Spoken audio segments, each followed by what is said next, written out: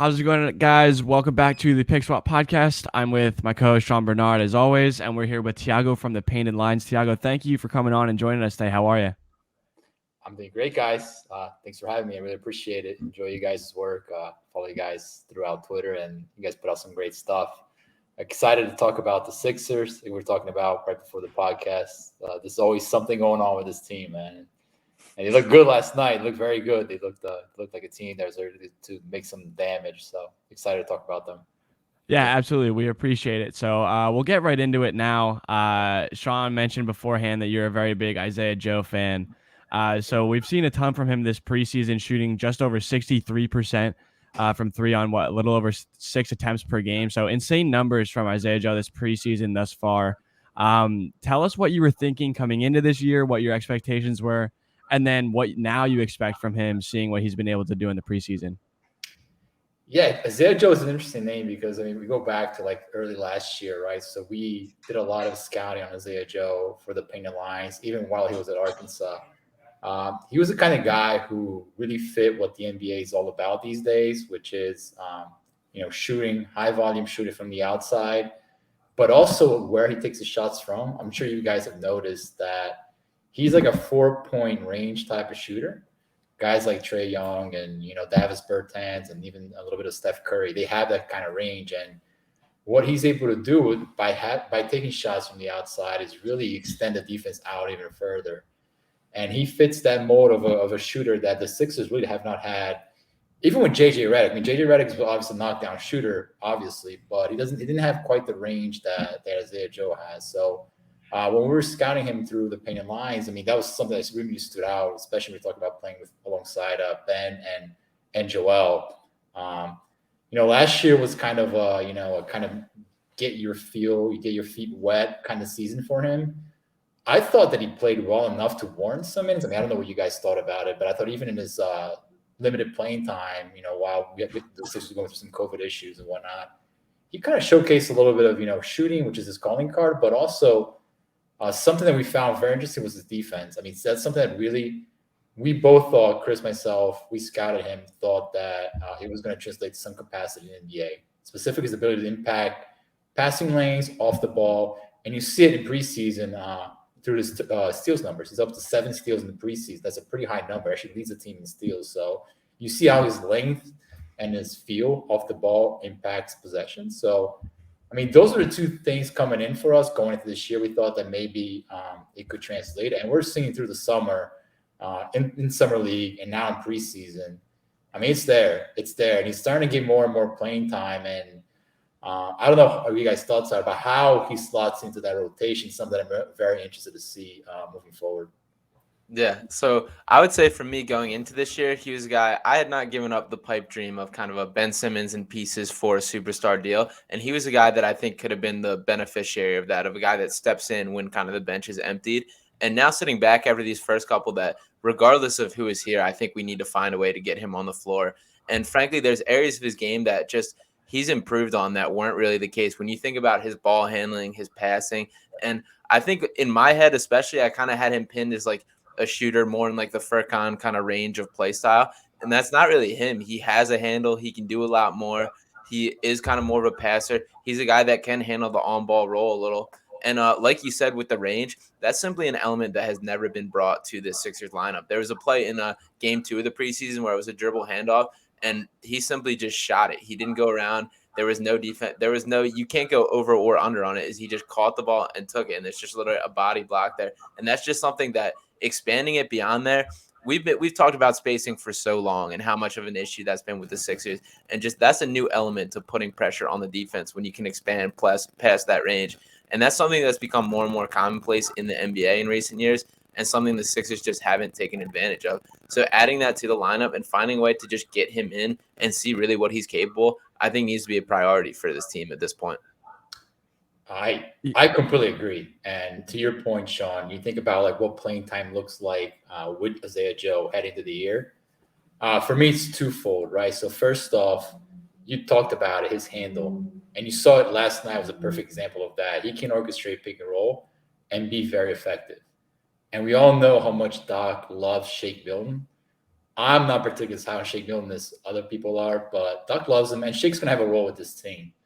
But when I think about it as a pick and roll orchestrator, to me, I'll be rolling with Isaiah Joe because of that shooting element. He has the ability to shoot off the ball. He's got a dribble pull-up game as well. And he can make some of the similar pick and roll passes that Shake Milton has had over the course of his career. So I think from a pick and roll perspective, you can see how he slots in as a kind of a combo pseudo guard. But then also, like, one of the things that I talked about with our guys is now using multiple guard lineups. So 3 guard lineups, even 4 guard lineups, right? People talk about Ferk or Joe as an option. I say both. Why not go with both at the same time? You pair him up with Joel and with another point guard, and you go from there. So I think there's obvious alternatives to work with Isaiah Joe, and it's just a matter of how Doc sees them moving forward. It's really interesting to me the way that he's been able to, like, the growth that we saw just from like the end of last year into the summer and then this year. And he's one of those guys that's with Maxey and with Paul Reed, cerebral workers, guys that do not lack in confidence at all. And like Doc said it earlier in the year, like early in the preseason, I mean, like, he's going to force his way into the rotation. He has made it basically impossible not to have him somewhat in the rotation thus far. And I know we haven't gotten into the season yet, but it seems like that's something that a skill set that's unique to the Sixers, something that they don't really have. They have shooters, Furkan, DG, Seth Curry, obviously as well, but like just his range, his ability, and then he's a little bit smaller. Like I kind of forget like last year coming into the year, for whatever reason, you kind of see him as a bigger like wing shooter when in reality he's definitely more of a guard and like even smaller than a combo guard. He's only like 6'3", so he's really interesting where he'll fall in this lineup, because you have guards when we'll talk about Ben in a little bit and where he fits, but Danny Green, Seth Curry, Maxey, Shake, Matisse, and Furk on your wings, and then another guy we're going to talk about is George Niang. But do you see him in that second unit fighting for those to be in the backcourt with Maxey, or I'm just very like there's not a lot of space for him to fall in there. So who does he knock out of minutes, or who is he sharing or fighting minutes with? Yeah, I mean, that's an interesting question. I think if you look at down the roster, he would probably be sharing minutes with Korkmaz off the bat. I think that would be a name that comes to mind. But again, like I said, I think those guys can work together. And I think he does wonders when you pair him with Joel Embiid. I mean, you saw yesterday Joel alongside 4 shooters, right? Mm-hmm. Now you cannot throw these double teams at Joel. And Joel is like a point guard kind of player now. I mean, he's developed so much of his dribble drive game. He's really he's a center / point guard type of player, something we've kind of never seen from that position. So be able to put Joel at the top of the key space with 4 shooters, and now that help defense is kind of stuck between hedging towards Joel or sticking to Joe.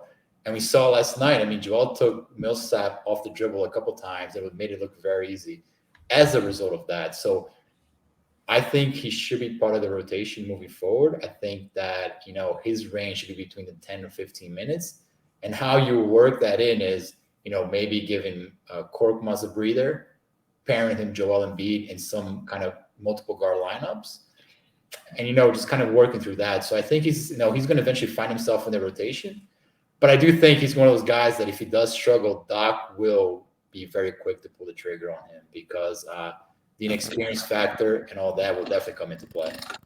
Yeah, absolutely. And that was another thing I wanted to touch on too, was kind of the Joel and 4 shooters on the floor, which we saw in full swing yesterday without a true point guard out there. We saw a little point guard Frick, which was cool to see. And but bottom line is simply that works. Just Joel and 4 shooters. And you've seen the growth in his passing. The pass he had where it was the look off to Joe and the no look to Furkan was a real like eye-opening moment for me, which was like, wow, like they can't double down on this guy.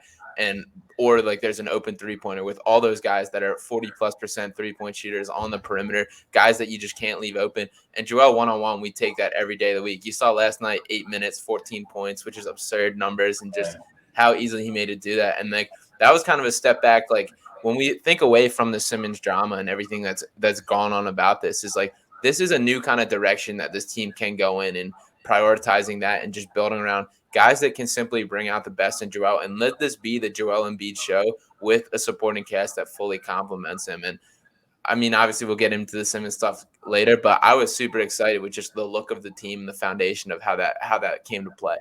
Yeah. But Joel's kind of guys, like, if you're hitting shots, he will give you the ball. Like, Absolutely. He does not mind passing the ball. If you're not hitting shots, he tries to do too much himself, and he can get in trouble. But if shots are falling, man, he would gladly make that pass. And falling last night. It was incredible to watch the ball movement last night, and it kind of makes you think about what this team maybe could or should look like with just proper spacing and guys that are willing to space the floor and take shots when they're open. And Furkan's not passing up shots, which is something you got to love about him. And it seems like Isaiah Joe is in that category as well. But a guy that I'm like super excited about, even more so than when they signed him, is Georges Niang, who has like super quick release, a guy that can catch and shoot basically anywhere around the perimeter, and is just very solid and looked very good on defense, even when he was mismatched up against James Harden and guys like that. So with Niang and his role and what you see from him, are you excited, and what do you feel his role is going to be coming into this year? Yeah, I mean, think about the role that Mike Scott served last year, right? It was rough to watch, man. I mean, Mike Scott was really, really poor last year for the Sixers. Yeah. And I was digging into some of the lineup stuff earlier this week, and the Sixers' second most used lineup was a lineup with Mike Scott at center, and then Ben, Tobias, and a couple of guards to go along with that. So I keep thinking about, can they play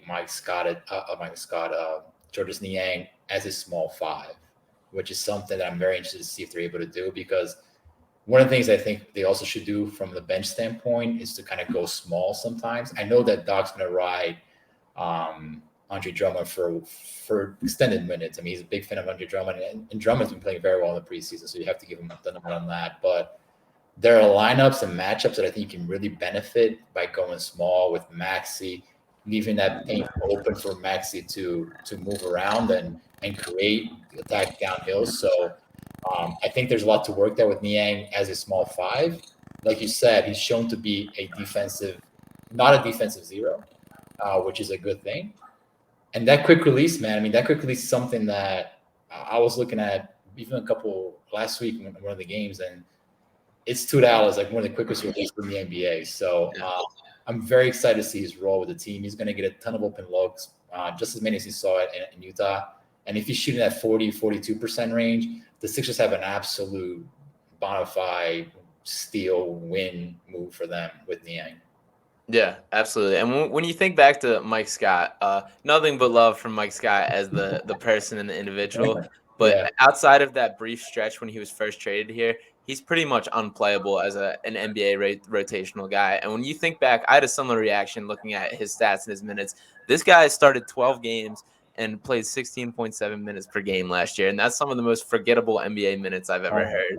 And just like, even though you sit back and they're marginal upgrades when talking about like Niang over Scott and Drummond over Dwight Howard, those are both very notable changes and guys that are really playable. And we talk about all the margin with the on-off splits with Joel Embiid, and that's obviously always going to be some sort of an issue just because of the magnitude of what he brings and just how good he is. But if you can have that as an upgrade in production in that bench unit, that's huge going forward, and that's huge this year. And when talking about Niang specifically, like, he's just objectively a great shooter, and just you see the release, the movement off ball. Like, I don't care what position you want to call him. Like, he has all the look and the feel of a guy that you just want shooting the basketball. And I've been impressed so far. I think it's so cool how excited he seems to be to play with Joel Embiid. He's brought it up at just about every press conference, how the doubles just open things up for him and that. And I think it's like a legitimate upgrade. I'm a little nervous about him as a small ball five, just because he's still 6'7". He's not the biggest guy. He's a nice well-rounded base to go and box out or whatever, but he's never going to be the quickest guy defensively. So he might need a little bit of help there. But if he's on the floor with a guy like Tobias, like, it might be possible, or even B-ball Paul alongside, that could work as well. And there's definitely some flexibility that he brings. So a great move overall. Yeah. One more point on Niang. I mean, he not only has a quick release, but he's got a quick mind. So you watch him play, he'll catch the ball. If he sees a cutter, he will make that pass right away, and he's able to time it very perfectly. And Mike Scott didn't have that in his game. He would catch the ball and look around, and that stagnant offense was a problem because you want to make quick decisions. Guys flash in front of you, you want to find the cutter and go. And Yang made a couple of beautiful passes where he didn't even hesitate. So you can see the IQ element to his game, something this team needs because they don't have a lot of particularly great passers. So I'm excited to see how that plays out too. Yeah, his basketball IQ and just his well-roundedness is definitely something that sticks out with him, and in that second unit, which he might end up being with a lot of young guys, and it might be Maxey and Shake and Matisse or Furkan and him, and like he's going to be the older guy in that group. He's going to be the veteran presence in that group, so it will be really nice for him to take over that role. And when he does get a chance to play alongside Joel Embiid, it's open grass for him, just standing in the corners, wings, top of the key, everywhere. He gets a lot of open shots, and he knows where to be. And that's something I pointed out last year with Danny Green, who benefited so much for playing alongside Joel and Ben. Like just knowing exactly where to be and when to be there, so you do get open when the opportunity strikes. And another guy that does that really well is Furkan. And we mentioned earlier that he might be in a little bit of a minutes battle with Isaiah Joe and these guys. He played very well last night, and he's continued to add onto his game and not just be a shooter, be able to put the ball on the deck a little bit more, get to the rack a little bit more. He always surprises you with a fancy ball fake or something like he did in last night's game. I've always been a huge fan of Furkan, so let me know how you feel about him and what you expect from Furk this year. I mean, how can you not love Furk, man? The guy, especially after that video he put out there. Light video. Yeah, I was like, I'm sold, man. Give me Furk, 6 Man of the Year odds. Yeah. I love that little play they had going yesterday with Joel, the dribble handoff, and like you said, he takes it down the lane. He's got like subtle athleticism. He's not like a great athlete by any stretch of imagination, but he's not a zero athlete either. And he's got good length, so he's able to catch it. And if you're going up against a smaller lineup with the Nets were, they didn't really have a rim protector with Blake Griffin. You really be able to attack the rim with no disruption. So they were running that play pretty consistently. And Furk, man, he's able to finish pretty well. So I like that play a lot for the Sixers, especially with the spacing they have now with the starting lineup. That's a big thing. For me with Furk, I mean, he's a perfect regular season player, right? So a guy you're going to have to give minutes in the regular season. He's going to give you those 20, 25-point games every now and then, which you need. Nights where some guys are off, he's going to be filling in with his shooting. But I go back to, is he going to be a player that in the postseason, teams are not going to put a big bullseye on him defensively and play him off the court?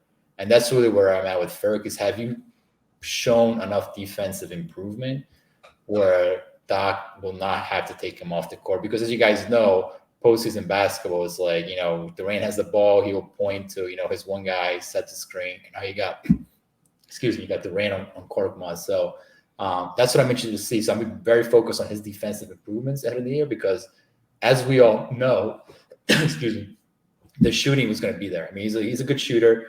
It's in his pedigree. He's going to have another great year shooting wise. So I'm excited to see that. But defensively is really where I want to see things play out for him.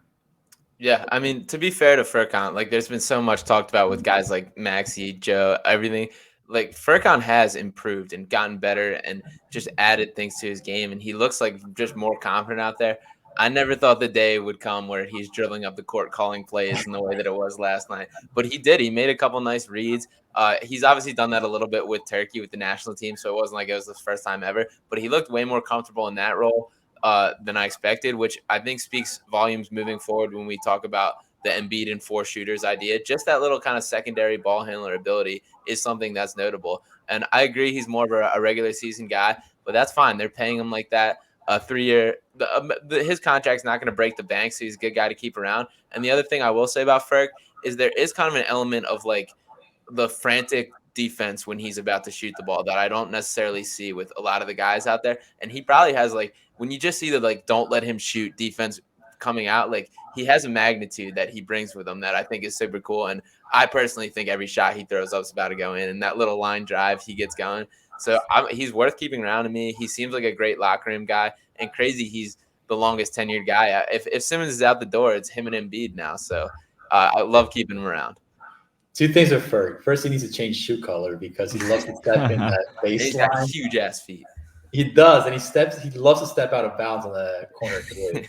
And it's like when your shoes are bright yellow, it really stands out against the white line. So get white shoes, make it hard on the officials to make that call. And then second thing, like there's an occasional Ferg game where you're like watching the fourth quarter and you're like, there's probably too much Ferg court right now. He needs to like tone it down with the shooting, but you gotta live with it because he's a fun guy to watch. Yeah, we've definitely been huge Furkan guys here.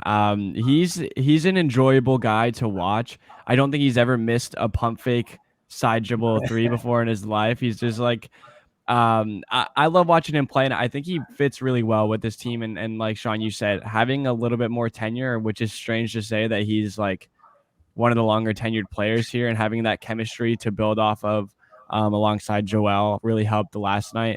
And he's just a guy I think is going to stay solid and do what he maybe do a little bit too much sometimes. We do get in that range where it's like, he thinks to himself it's Furkan time, and it's not always Furkan time. But he's definitely a really solid guy to keep around. And he did struggle a little bit in that Hawks series when he was asked to step in for Danny Green when he was injured.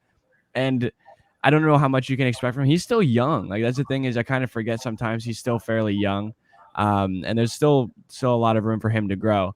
But I guess we can finally address the elephant in the room and what has been the shadow encompassing the Sixers organization for the last, 3 months or so, and specifically the last 3 weeks, where Ben Simmons decided not to show up to training camp the last 2 weeks, has been basically MIA, uncontactable, will not respond to Joel or Tobias or anyone in the organization. The conversation was only going through Rich Paul and the Sixers organization. And then last night, apparently he shows up at the arena and says, like, I'm outside, let me in. I need to get in and get my COVID test. So he was apparently met with Doc and Daryl Morey today, according to John Clark. So, Thiago, tell me what you're thinking. Just bring us up to speed on what you've thought about Ben coming up to this point, and then now that he is in the city, he's in the facilities today.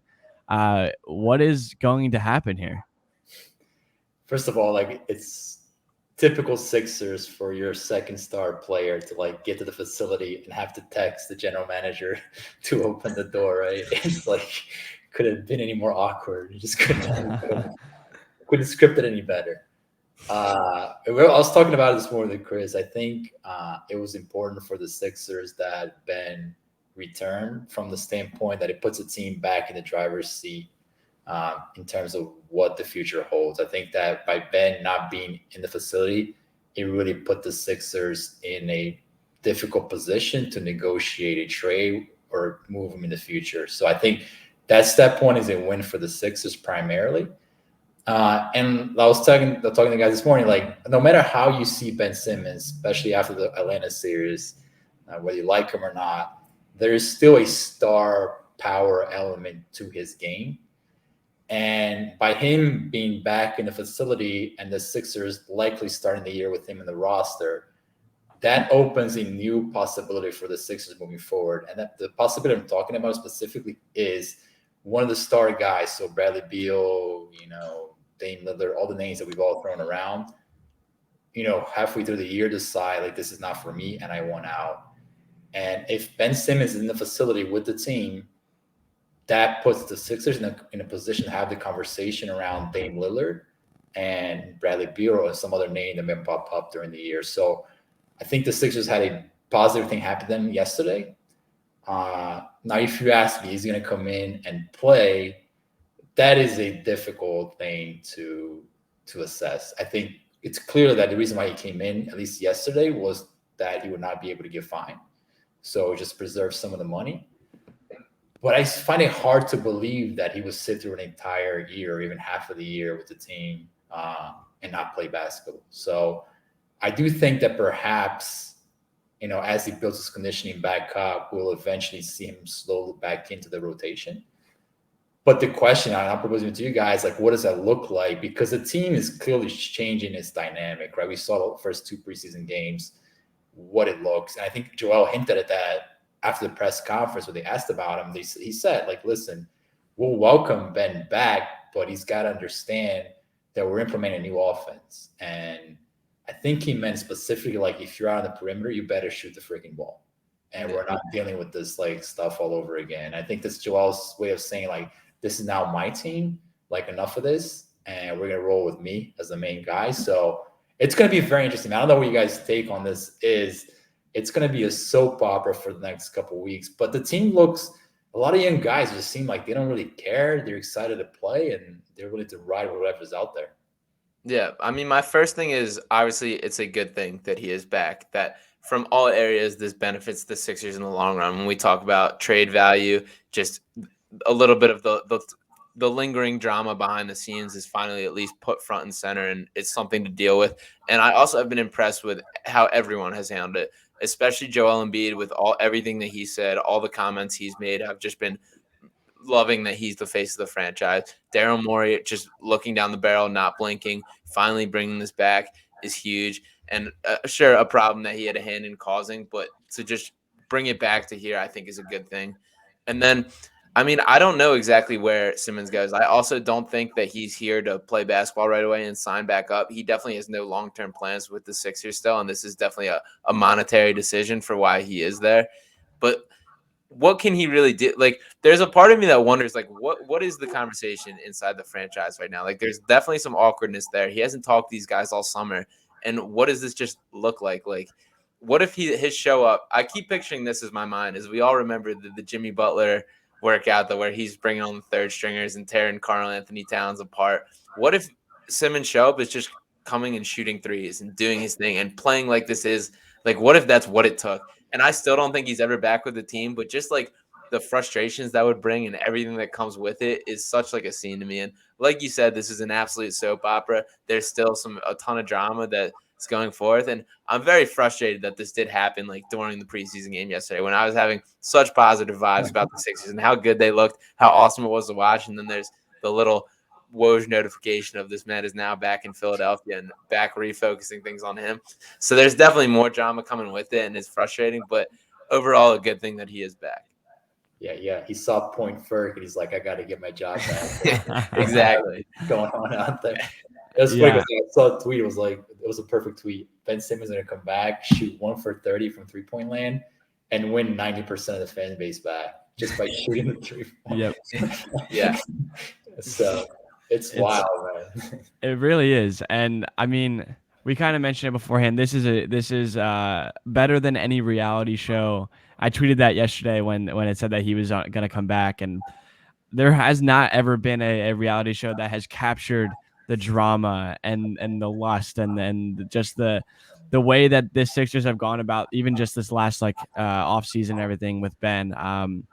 But I don't know. I really am curious now to see what happens. When he is in the facility, when he does have to face the media, when he does have to face the fans again, and just whether he buys in or not. And Thiago, you made an interesting point about what Joel said last night, which I liked a lot. Was, we're all here, we've been here.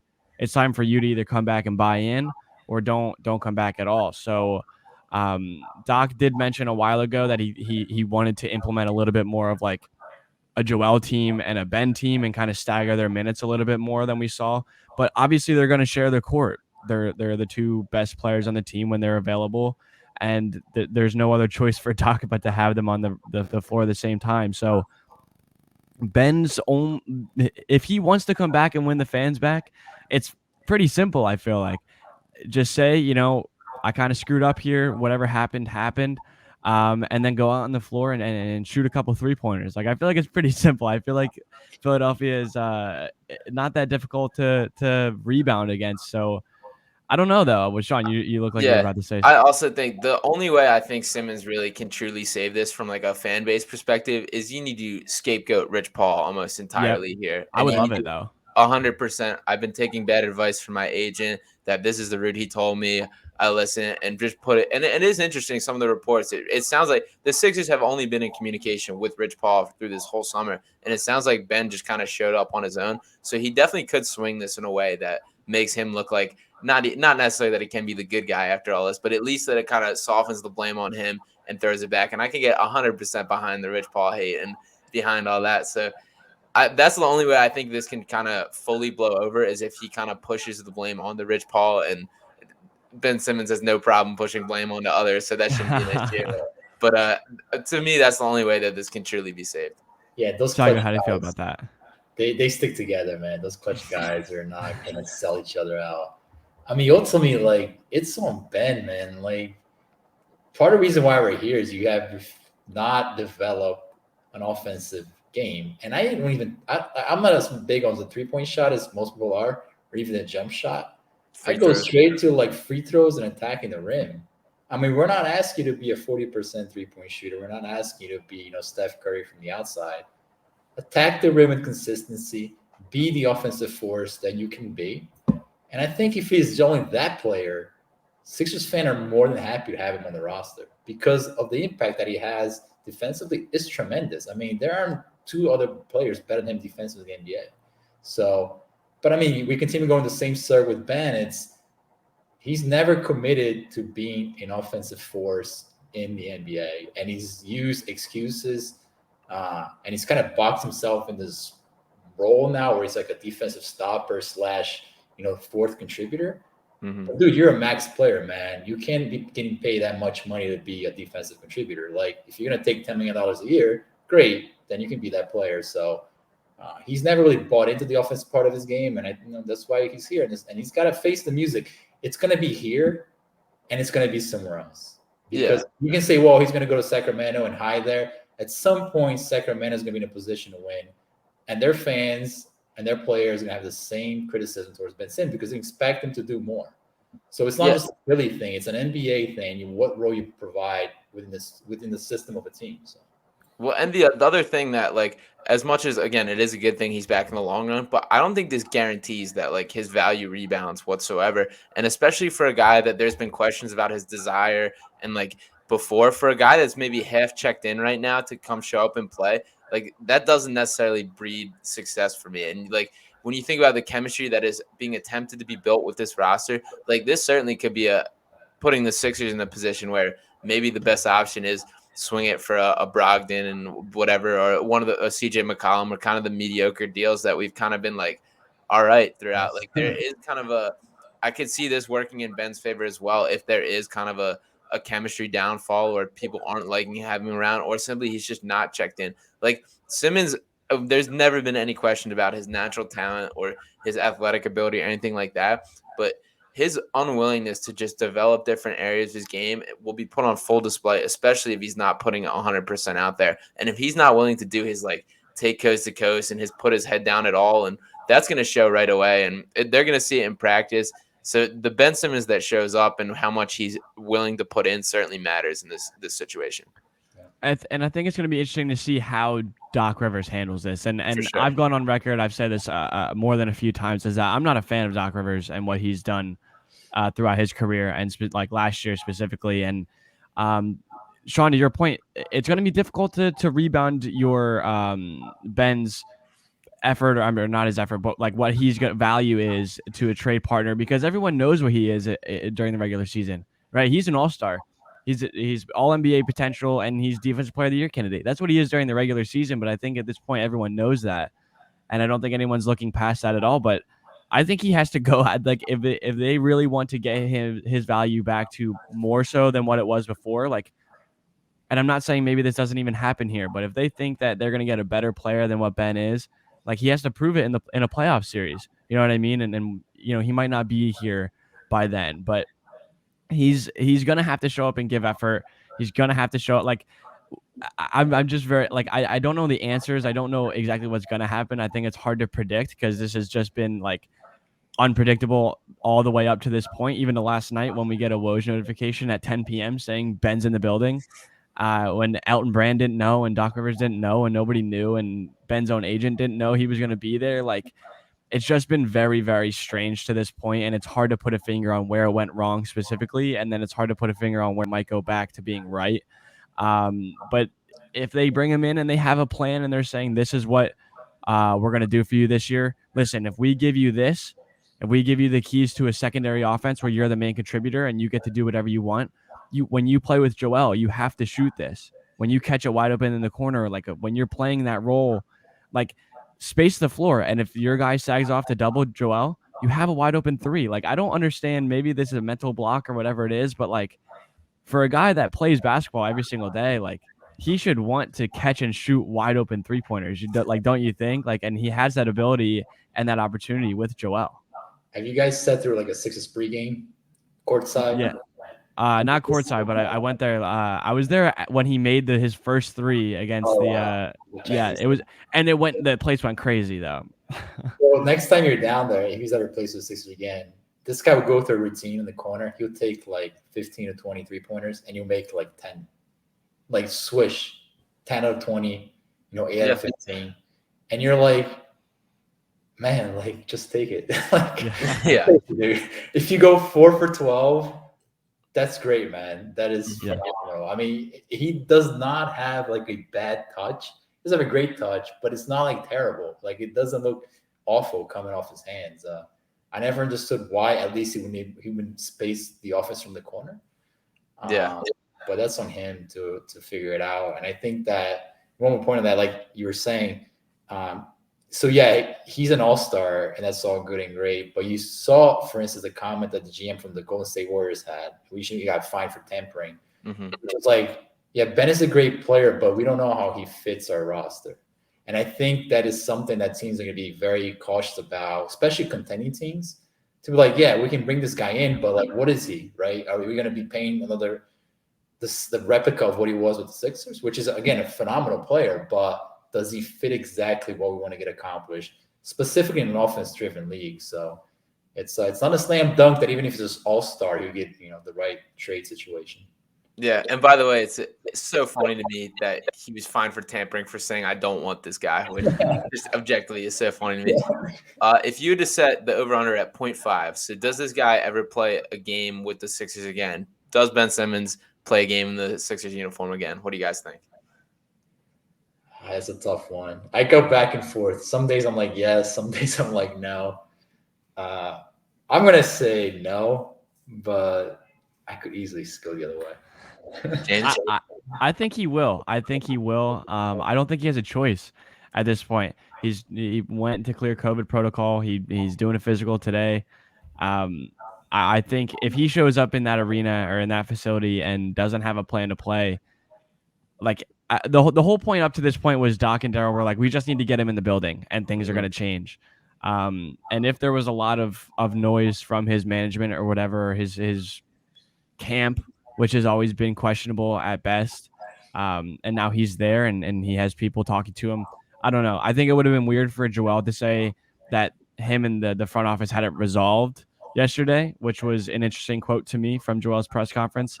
But yeah, I think he does, and I don't know how long it'll last. I don't know how he will look in those games that he plays, but I do think that he will play. Gotcha. So the new Keith Pompey pop-up says sources say Ben Simmons took his required physical today. His playing status for the season is to be determined, and he can't be around teammates for 5 days due to protocols. So it'll be interesting to see how that turns out. We've heard the whispers of like the injury shows up. I mean, the bottom line is he's here so he wouldn't get fined and to get money.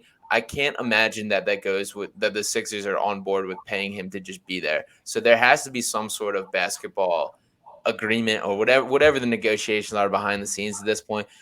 I still like long term, there's no way this guy is here past the deadline, but I could definitely see Morey strong arming him into playing some games just to hope for rebounding value, which it definitely could happen if he shows back up and shows out. That first game back at the center is going to be cannot miss television. Yeah. It's going to be something that I'm not sure the world is ready to see. They're going to flex at the prime time for sure. It's going to be ESPN and TNT, whoever it needs to be. Imagine though, first game comes out, he has to take a pull-up three on the first possession.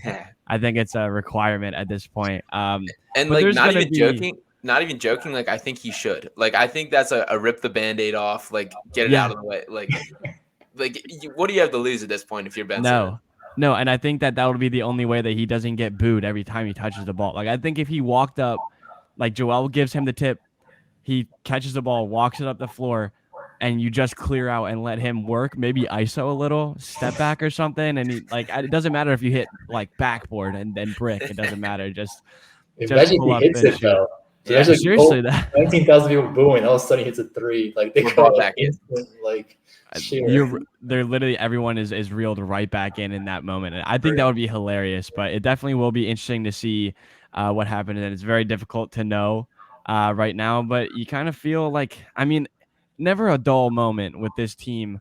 And it just out of the most unexpected corners of the world, this team makes you feel so strange. Like, who would have thought a year ago that this would be the situation that we're in? But we're definitely going to keep doing what we got to do to keep up with it, keeping you guys up with it. We can wrap it up here, though. Thiago, thank you so much for joining us today. Tell the people where they can follow you and where they should follow you.